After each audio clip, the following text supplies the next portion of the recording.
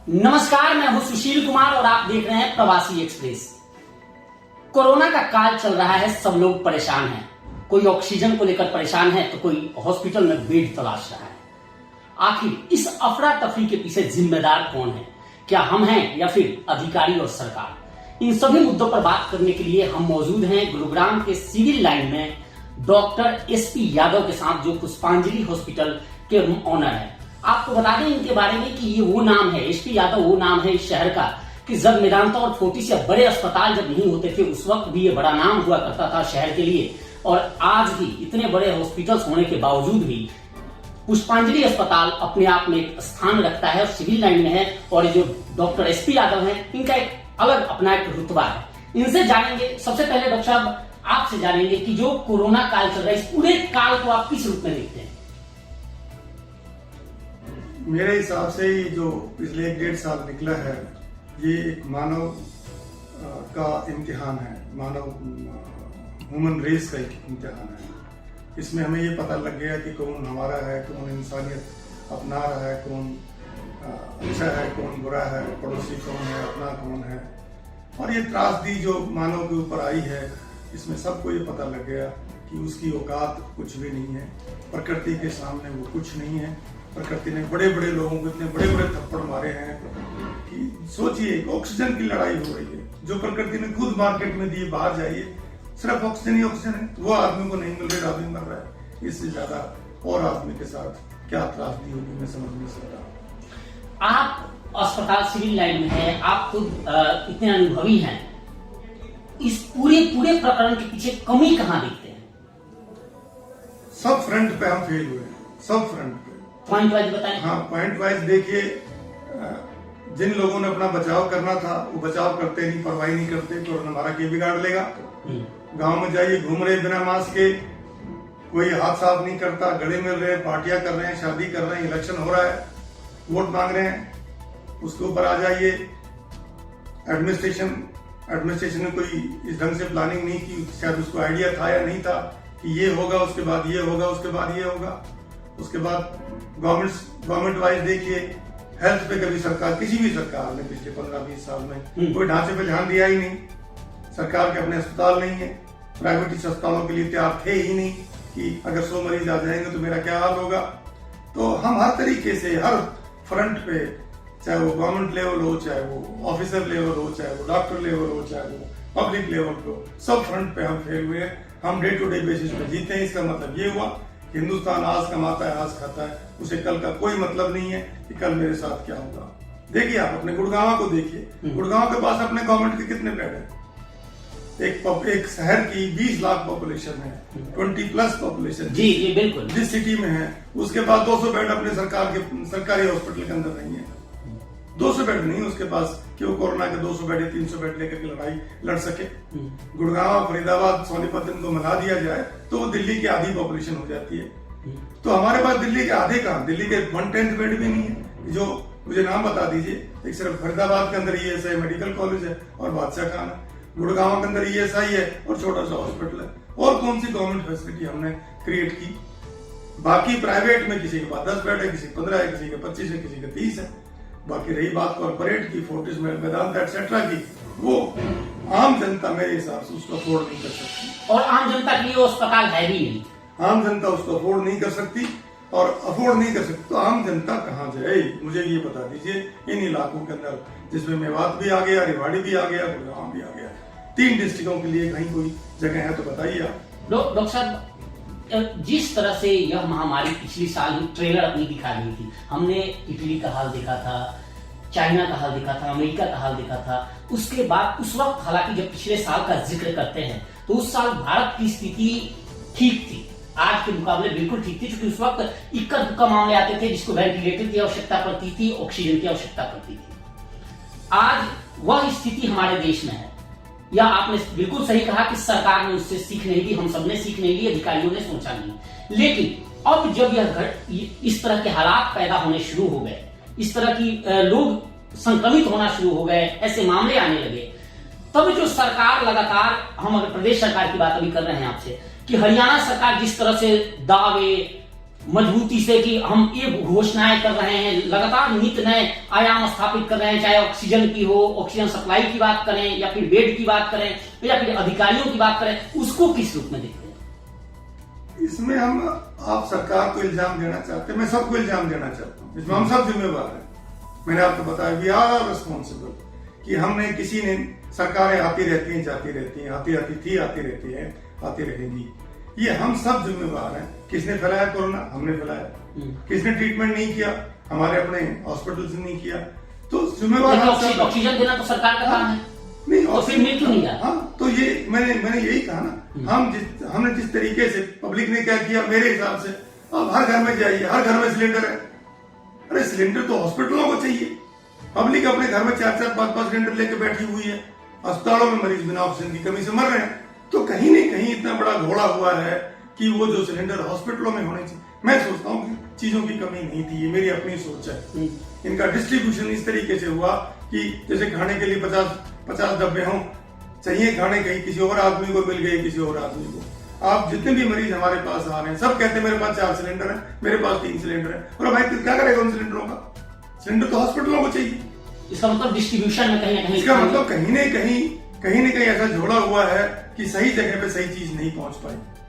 ऐसे ही आपके कंसंट्रेटर थे, कंसंट्रेटरों के देश में कोई, मैं सोचता हूँ कोई कमी नहीं है, डॉक्टरों की कोई कमी नहीं है, बेड्स की कोई कमी नहीं है। कमी जो हुई है उसको सही चैनलाइज करने की हुई है। क्या अभी आप मान रहे हैं कि स्थिति में कोई सुधार है? क्या अभी जो ऑक्सीजन है या फिर जो भी जरूरत की चीजें वो चाहे या दवाइयां हैं लोगों तक पहुंच रही हैं या अस्पतालों में उपलब्ध है? अभी अस्पतालों में पिछले 3 दिनों में चीजें काफी इंप्रूव हुई हैं। ये मेरा पर्सनल अपने हॉस्पिटल का एक्सपीरियंस है। जो पहले हम खुद सिलेंडर लेके भागते थे, हर 2 घंटे बाद पैनिक बटन दबाते थे, अब 3 दिन से ये प्रॉब्लम खत्म हो गई है। करीब हमारे यहाँ तो कम से कम खत्म हो गई है। जो सिलेंडर नहीं मिलते थे अब हमें कल 51 मिले। We are comfortable. हमने मरीज भी बढ़ा दिया, आईसीयू के 3 मरीज नए ऐड कर दिए हमने।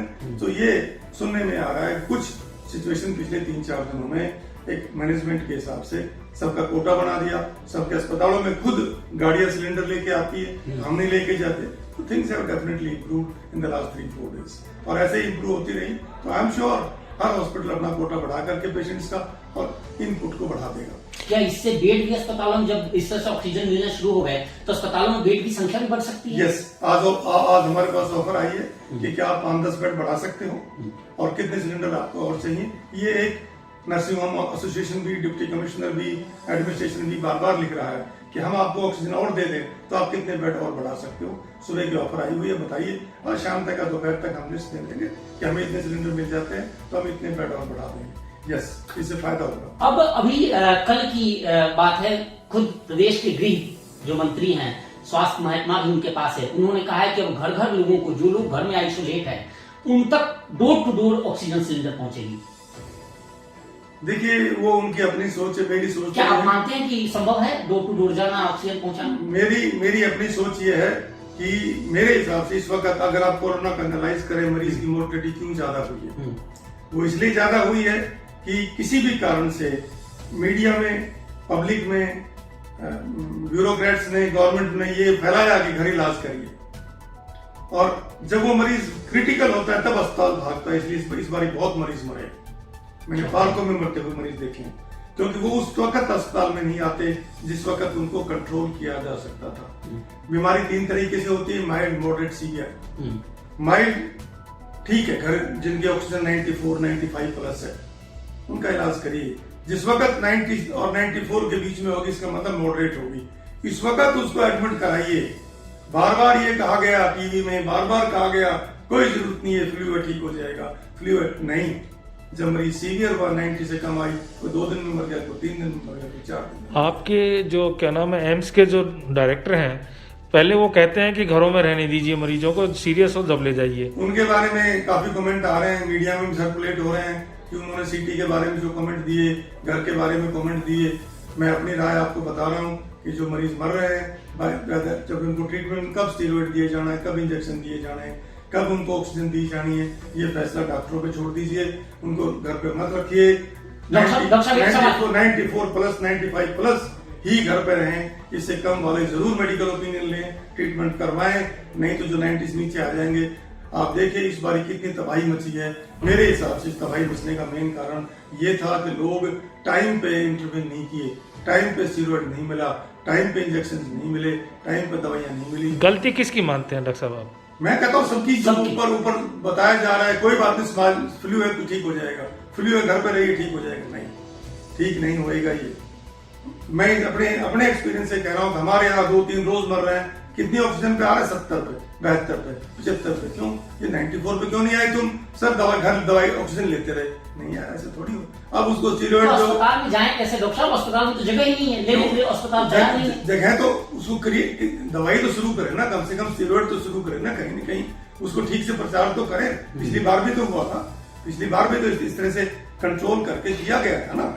तो क्यों नहीं, जब पिछली बार कंट्रोल कर लिया गया था तो इस बार भी कर लेते। कुछ सरकारें अभी भी कर रही, देखिए बॉम्बे ने काफी कंट्रोल कर लिया है, बॉम्बे ने काफी कंट्रोल कर लिया। जो तुम तबाही मचने लगी तो उन्होंने कंट्रोल कर लिया कि ये उन्होंने प्लान आउट कर दिया। हमें प्लान आउट करना चाहिए कि ये ग्रुप है जो सीरियस है, ये ग्रुप है जो मॉडरेट ग्रुप है, ये ग्रुप है जो लो ग्रुप है, इसको यहाँ इलाज कराना, इसको यहाँ इलाज करना, इसका यहाँ इलाज करना है। हुकूमत छोड़िए, मुझे जो तकलीफ हो रही है वो तकलीफ हो रही है कि इस बार ये बीमारी गाँव में पहुंच चुकी है और गांव में इसकी तबाही अगर मचने लग गई तो सोचिए कितना बुरा हाल होगा। उनके पास ना कोई संसाधन है, न शिफ्टिंग का है, न ऑक्सीजन है, न इंजेक्शन है, न उनके पास पैसे हैं। गांव के गांव साफ हो जाएंगे अगर हमने इसको टाइम पे, सबने, जिसमें मैं भी आ गया, हॉस्पिटल ऑनर भी आ गए, डॉक्टर भी आ गए, मीडिया भी आ गया, पब्लिक भी आ गई, एडमिनिस्ट्रेशन भी आ गया, सरकार भी आ गई, उनकी मदद नहीं करेंगे तो बहुत बुरा होगा। डॉक्टर साहब लास्ट में एक सवाल मैं जानना चाहता हूँ कि क्या इन सबके बीच जो दर्शक देख रहे हैं, जो लोग जानते हैं, क्या इसके बीच कोई एक अच्छी खबर है कोरोना को लेकर? अच्छी खबर यह है कि नॉर्थ में तो कम से कम कि भाई थोड़ा सा, मुझे ऐसा लगता है कि थोड़ा सा कम हुआ है 2-3 दिनों में। मुझे ऐसा लगता है कि थोड़ा सा कर्व नीचे आया है। जो काल दिन में 150 लोगों के फोन कॉल आते थे बेड चाहिए, वो घट के 50-75 पे हो गई है। तो ये ऐसा लगता है कहीं सुधार है, कहीं न कहीं इसको थोड़ा सा फ्लैटनिंग कर हुआ है, या ऑक्सीजन मिलने लगी है, या फैसिलिटीज मिलने लगी है। तो कहीं हो सकता है आगे 4-5-7 दिन के अंदर कुछ कंट्रोल में आ जाए। क्या सरकार पैरामिलिट्री को ये सारी चीजें दे दें तो उससे कुछ सुधार हो पाएगा? पैरामिलिट्री, मैं मिलिट्री को इसमें इन्वॉल्व करने के खिलाफ हूँ। मैं कहता हम क्यों नहीं, डिस्ट्रिक्ट एडमिनिस्ट्रेशन क्यों नहीं, वो भी तो आदमी है, वो भी आदमी है। हम अपने तंत्र को क्यों नहीं मजबूत करें? हर बार कोई भी चीज हो, बाढ़ आ जाए पैरामिलिट्री को दे दो, ये आ जाए आर्मी को दे दो। क्यों भाई? तो तनख्वाह तो हम भी ले रहे हैं, काम तो हम भी कर रहे हैं, ऐश तो हम कर रहे हैं, हर बार उनको उठा के क्यों डालते हैं?